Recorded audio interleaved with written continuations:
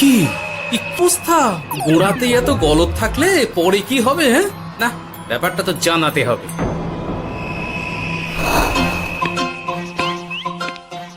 এই তো মহারাজের প্রিয় গোপালও চলে এসেছে। তাহলে এবার সভা শুরু করা যাক মহারাজ।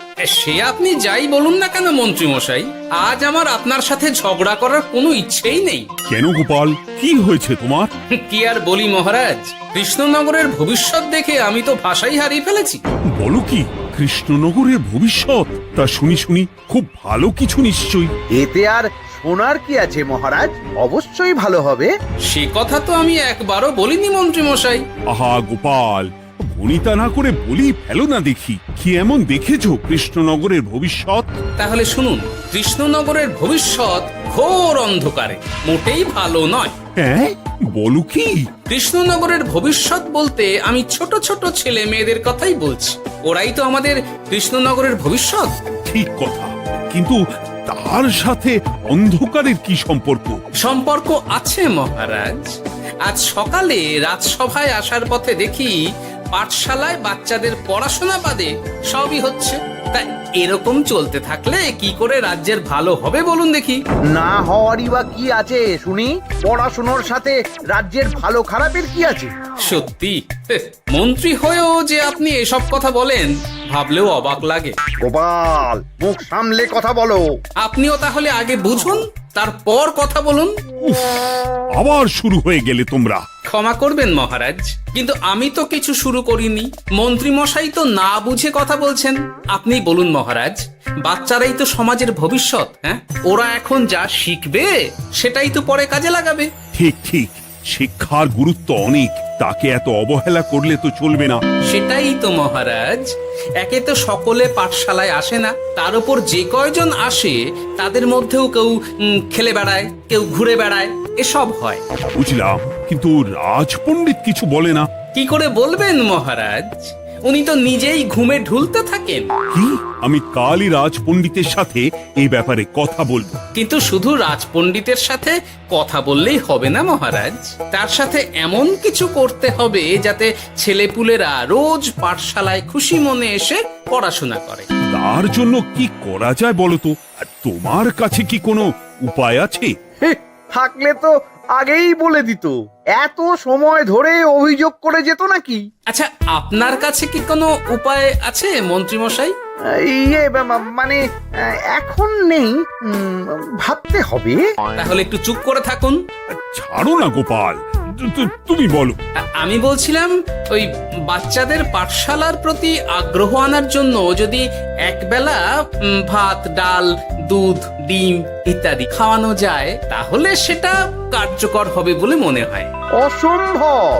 রাজ্যের কত খরচ বেড়ে যাবে জানো? তুমি থামো তো মন্ত্রী, সব সময় খালি উল্টো কথা বলা। আমি একদম একমত গোপালের সাথে। কৃষ্ণনগরের উন্নতির জন্য আমি সব করতে রাজি।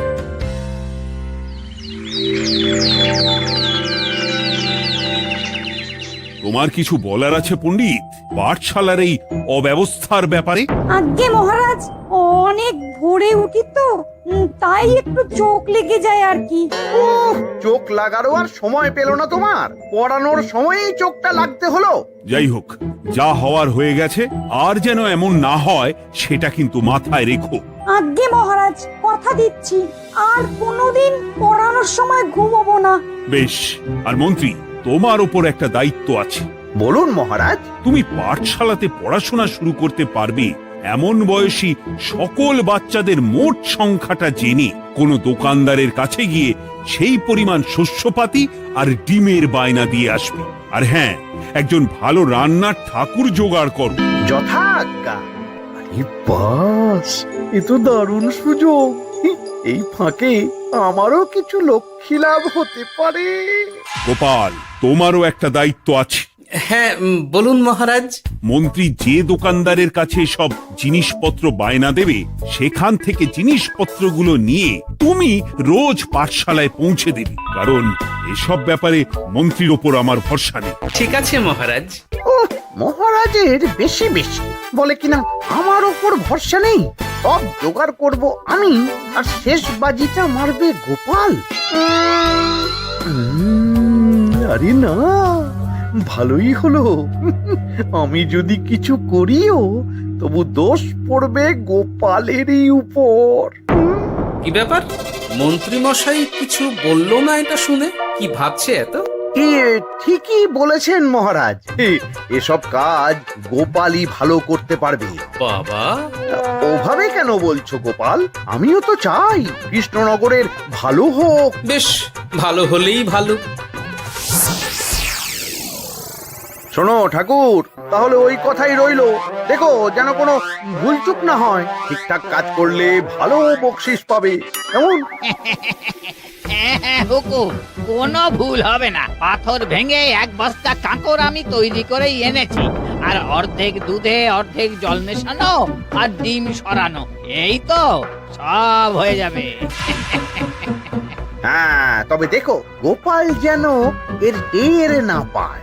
না না হুকুম, দু গোপাল কেন, কাকপক্ষীও টের পাবে না।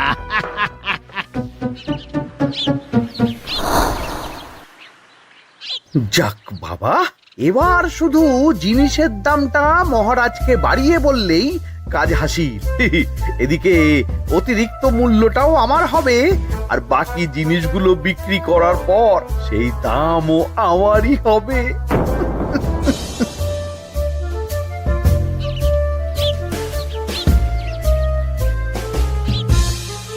কই রে, কোথায় যাচ্ছিস সব তোরা?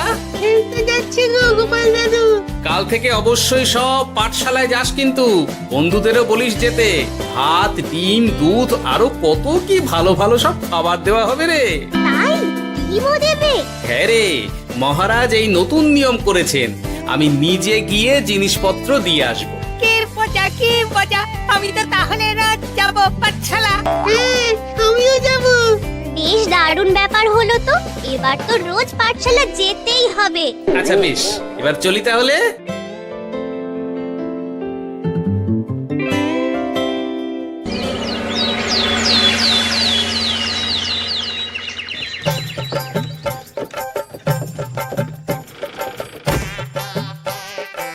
এই নাও গো ঠাকুর, সব জিনিস নিয়ে চলে এসেছি। একবার মিলিয়ে নাও দেখি। ঠিক আছে গোপাল দাদা, এখনই সব দেখে নিচ্ছি।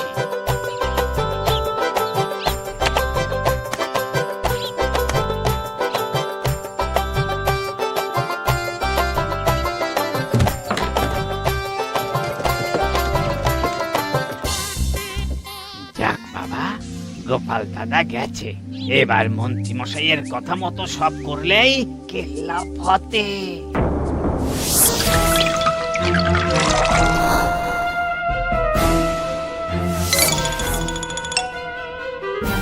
কই গো ঠাকুর?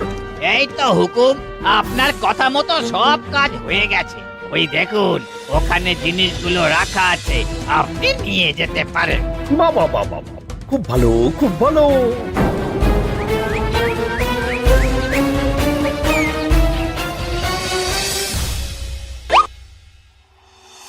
ও কি, অর্ধেক ডিম দিলে যে, বাকিটা কোথায়? কিসের বাকি? ডিমটা অমনি দেখতে। বললেই হলো, ডিম কখনো অর্ধেক হয়? বাকিটা কোথায় বলো, নইলে কিন্তু। আরে বাবা, তুমি ডিম খেতে খুব ভালোবাসো বুঝি? হ্যাঁ তো। তাহলে এটা জানো না যে অর্ধেক ডিমের দ্বিগুণ শক্তি হয়? সত্যি? হ্যাঁ, তা নয় তো কি মিথ্যে? ওই জন্যই তো আমি তোমাদের সকলকে অর্ধেক ডিম দিই। আরে বাস, এটা তো আমরা কেউই জানতাম না। ঠিক আছে, আমি আমার সকল বন্ধুকে এটা জানাবো। যাক বাবা, বিশ্বাস করলো তবে, নইলে আর একটু হলেই ধরা পড়ে যেতাম।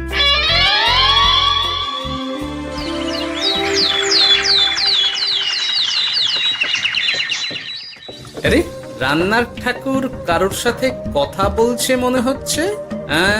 পেছন থেকে দেখে তো মন্ত্রী মশাই বলে মনে হচ্ছে।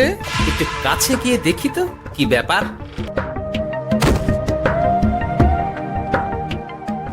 আরে গোপাল দাদা যে, তোমার কথাই ভাবছিলাম, আর দেখো তুমি চলে এলে। হুম, তুমি কি নিশ্চিত যে তুমি আমার কথাই ভাবছিলে? আমি তো তোমাকে কারোর একজনের সাথে কথা বলতে দেখলাম। আবার মন্ত্রী মশাইকে দেখে ফেলেনি তো? কথাটা বেফাঁস হয়ে যাওয়ার আগে আমাকে কথা ঘোরাতে হবে। কি গো বলো, এত কি ভাবছো? হ্যাঁ, ইয়ে, না না, এতে ভাবার আর কি আছে? কেউ না কারোর সাথে কথা বলিনি। আমি তো একাই ছিলাম। তুমি বোধহয় ভুল দেখেছো। হ্যাঁ, ভুলই হবে। কি ব্যাপার? ঠাকুর এভাবে বলছে কেন? তাহলে কি সত্যি ভুল দেখলাম নাকি অন্য কোনো ব্যাপার আছে? না, পরে দেখতে হচ্ছে। ঠিক আছে, এই আমি যাই গো। হ্যাঁ, অনেক কাজ আছে। হুম, না না না, ঠাকুর যতই বলুক না কেন, কেউ ছিল না সেখানে, তবু মনটা কেমন যেন খটকা লাগছে। যাই হোক, মনে হওয়া নিয়ে তো আর কিছু করা যাবে না। এখন যাই কাজে। তা মন্ত্রী, পাঠশালায় রোজ ভালো মানের আনাজপাতি যাচ্ছে তো? আগে হ্যাঁ মহারাজ, আমি তো ভালো মানেরই সব চাল ডালের বায়না দিয়েছি। কথা মতো তো সেগুলোই পাঠানোর কথা, তবে বাকিটা গোপাল জানে। মানে গোপাল জানে মানে ঠিক কি বলতে চাইছেন আপনি মন্ত্রী মশাই? না মানে জিনিসগুলো সব নিয়ে তো তুমিই যাও, তাই আর কি। সেটাও করতে হচ্ছে, কারণ মহারাজ আপনার উপর ভরসা করতে পারেন না। আহ গোপাল, ঠিক আছে, আমি বুঝতে পেরেছি। মন্ত্রী, সপ্তাহে সপ্তাহে জিনিসের দাম মিটিয়ে দিচ্ছ তো? হ্যাঁ হ্যাঁ, আগের সপ্তাহের দাম মিটিয়ে দিয়েছি, কিন্তু পরেরটা বাকি। আর মহারাজ, বলছিলাম কি, পরের মাস থেকে জিনিসের দাম একটু বাড়তে পারে। কি হলো? মন্ত্রী মশাইয়ের এই ব্যাপারটা কেমন যেন লাগলো না, চোখে চোখে রাখতেই হবে।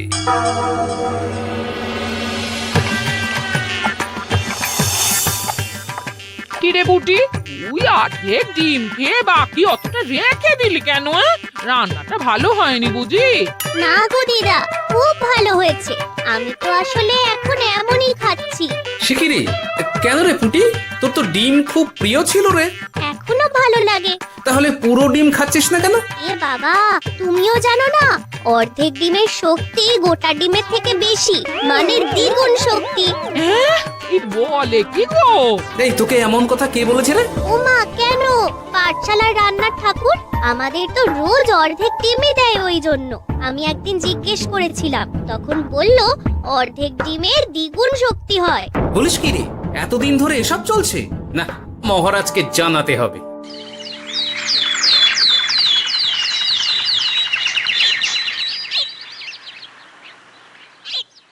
আরে গোপাল এত সকাল সকাল রাজবাড়ির দিকে যাচ্ছে কেন? গিয়ে আড়াল থেকে দেখি তো।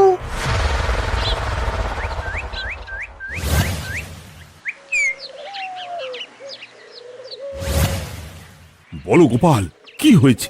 হঠাৎ কেন এভাবে একা দেখা করার কথা বললি? আসলে মহারাজ, আমি চাই না এই ব্যাপারটা মন্ত্রী মশাই জানুক, তাই একান্তে আপনার সাথে কথা বলতে চাই। কেন, কি হয়েছে সব খুলে বলো। তাহলে শুনুন মহারাজ।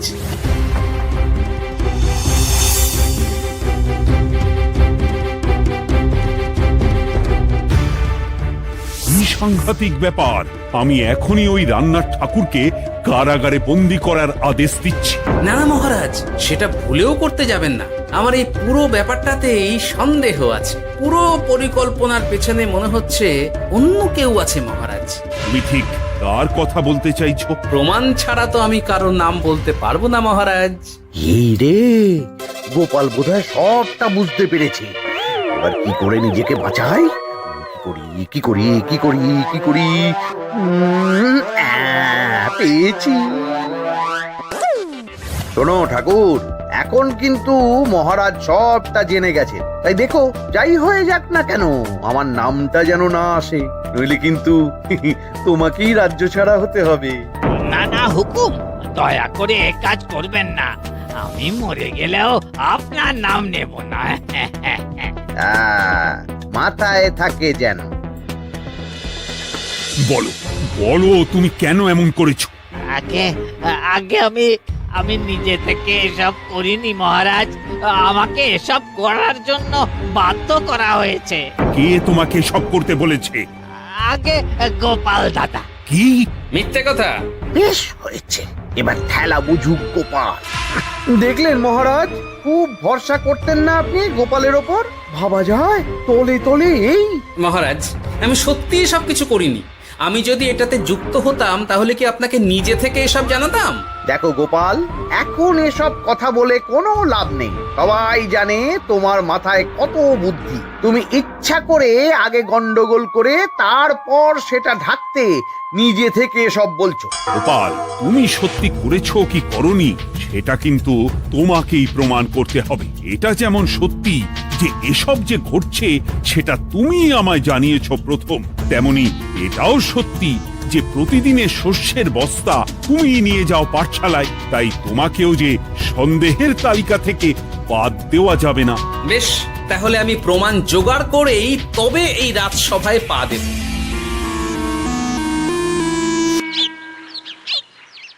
আজকের পরে আমি আরো নিশ্চিত যে এসবের পিছনে মন্ত্রীমশাই যুক্ত আছে। এবার শুধু ওনাকে হাতে নাতে ধরার ব্যবস্থা করতে হবে। ও কি দাদু, তুমি এই সময় বাড়ি ফিরছো? হ্যাঁ রে, তোর দাদুকে আর চোরের অপবাদ দিয়েছে, তাই প্রমাণ জোগাড় না করে আমি রাজসভায় যাব না। কি বললি? তোমাকে কে চোরের অপবাদ দিয়েছে? কে আবার? ওই মন্ত্রী? কিন্তু আমার সন্দেহ হচ্ছে যে আসল চোর ওই মন্ত্রী। বাস, তাহলে আর চিন্তা কি? আমরা আছি তো, মন্ত্রীর ওপর নজর রেখে তোমাকে সব খবর দিয়ে যাব। হ্যাঁ দাদু, আমারও অনেক রাগ হয়েছে। এতদিন মিথ্যে বলে আমাদের অর্ধেক ডিম খাইয়েছে। আমি এটা কিছুতেই মানতে পারছি না। এবার সত্যিটা সবার সামনে আসবেই।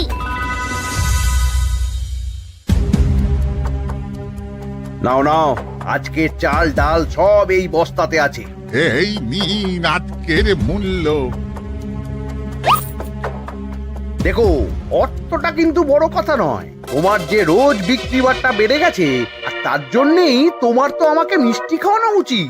একদম, আমি কালই আপনাকে মিষ্টি খাওয়াবো, একদম পাকা কথা। তাহলে আজ চলি, কাল দেখা হবে। দেখলি মন্ত্রী মশাই কি বদমাইশ। চল এখনই গিয়ে গোপাল দাদুকে সব বলি।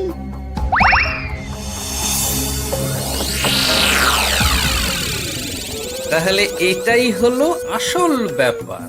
খাওয়াচ্ছি ওকে মিষ্টি। হ্যাঁ গোপাল দাদু, একেবারে আচ্ছা করে দাওয়াই দিও। আচ্ছা শোন, আমার মাথায় একটা বুদ্ধি এসেছে বুঝলি।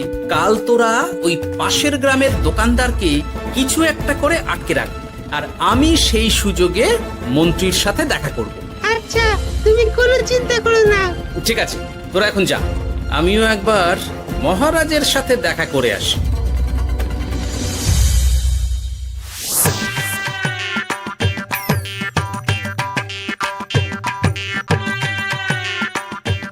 আসতে পারি মহারাজ?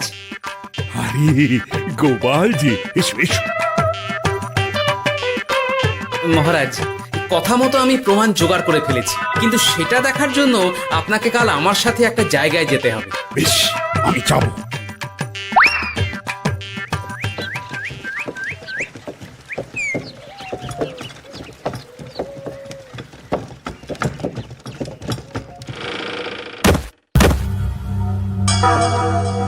এই কি, তুমি কে? আগে আমি মালিকের খুব বিশ্বস্ত কর্মচারী। আজ সকালে মালিক একটা অন্য কাজে ব্যস্ত হয়ে পড়েছে, তাই আমাকে পাঠালো। কিন্তু কথা মতো আপনার জন্য মিষ্টি পাঠিয়েছে। এই তাই নাকি? দাও দাও দাও দাও, শুনেছি তোমাদের গ্রামের মিষ্টিও নাকি খুব ভালো। হ্যাঁ, ওই আর কি। নিন।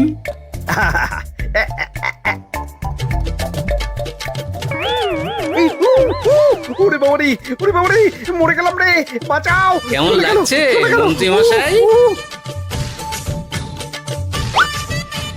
গোপাল, তুমি? তোমায় আমি ছাড়বো না। এই যে গোপাল দাদু, আসল দোকানদার। এই, আসল দোকানদার? এই রে, এবার কি হবে? এই, তোমার কি আর কিছু বলার আছে মন্ত্রী? তোমার সব কর্মকাণ্ড আমাদের কাছে ফাঁস হয়ে গেছে। তোমার সাহস কি করে হয় কৃষ্ণনগরের ভবিষ্যতের সাথে এমন করার? ক্ষমা করে দিন মহারাজ, আর হবে না, ক্ষমা করে দিন। না না না না, শাস্তি তো তোমাকে পেতেই হবে। সেপাই, আজ থেকে মন্ত্রীকে রোজ সকালে 100 বার বেতের বাড়ি ও অর্ধেক খাবার দেওয়া হবে। অর্ধেক খাবার? কেন জানেন না? অর্ধেক খেলে দ্বিগুণ শক্তি বাড়ে। ওরে বাবা গো, আমার আমার আমার মাথা ঘুরছে।